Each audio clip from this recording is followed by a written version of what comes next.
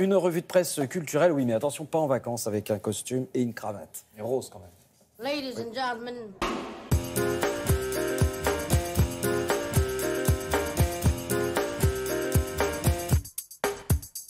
Avec un thème que j'affectionne tout particulièrement Ouais. pour commencer, la Oui, communication. le monde de la communication, c'est un article très intéressant dans La Croix, ou plutôt la surcommunication, la surmédiatisation. Est-ce qu'on n'est pas surinformé avec trop de chaînes de télé, de radio, d'alertes sur nos smartphones qui bipent tout le temps dès qu'il se passe quelque chose? La surmédiatisation provoque en tout cas des polémiques disproportionnées, estime La Croix. Cet article prend exemple sur les faits et gestes du président de la République qui sont scrutés au millimètre dès qu'il bouge une oreille. Certains médias en font des tonnes. Et le pire, c'est que ça marche. Nous sommes friands de ce genre de choses. Vous savez que la presse peu sérieuse, les journaux à scandale ont une bonne audience. Donc nous autres Français, finalement, on regarde, on lit ces journaux people, ces émissions aussi qui brodent à l'infini sur des événements minuscules qui n'en valent pas le coup normalement.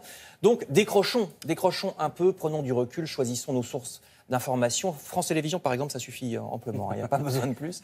D'autant plus que cette société de la surinformation est parfois faite de manière perverse. Voyez cet article de Libération qui aborde la question de la Chine, article qui donne une idée du monde parallèle dans lequel vivent les internautes chinois en raison, cette fois, de la censure.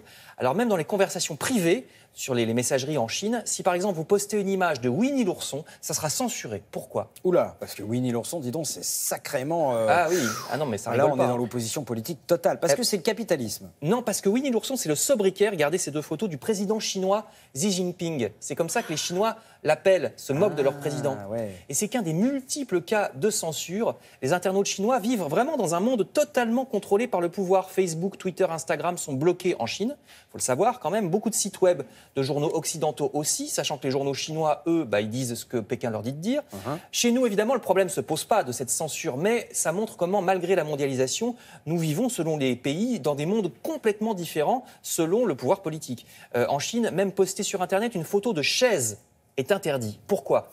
Parce que c'est une allusion à la chaise vide de Liu Xiaobo, le prix Nobel, vous savez, de la paix, qui est mort récemment en prison en Chine.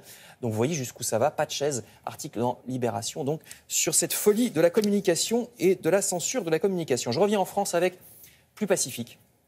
Si vous aimez la chanson française, vous pouvez aller aux Trois Baudets. Vous savez, c'est un célèbre cabaret de Pigalle à Paris. Ce soir et demain, ils font un récital spécial années 50 et 60, donc avec du Boris Vian, du Mouloudji, du Brel, etc. Et avec des musiciens, alors je le souligne, parce que c'est pas une bande-son comme dans beaucoup de spectacles musicaux à Paris. Il y a là vraiment un piano, une trompette, une basse, un violoncelle. Alors allez-y, parce que c'est que ce soir et demain, à 20h, nous dit Le Figaro. Vous pouvez aller aussi au Jeu de Paume, propose le Parisien. Alors attention, pas le musée qui est dans la salle du Jeu de Paume aux Tuileries, le vrai Jeu de Paume, c'est-à-dire l'ancêtre du tennis. Oui, oui. Et oui, on peut y jouer, il n'y a plus que 2 salles en France qui proposent du Jeu de Paume. Alors là, c'est au château de Fontainebleau, donc en plus le cadre est magnifique. C'est pour les enfants des centres sociaux de la région qui sont initiés donc soit au Jeu de Paume, soit à l'escrime, avec une visite du château en plus.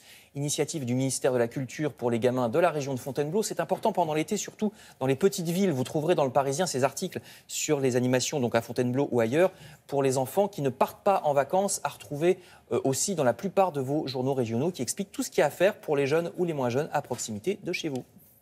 Et bien comme ça, nous voici renseignés.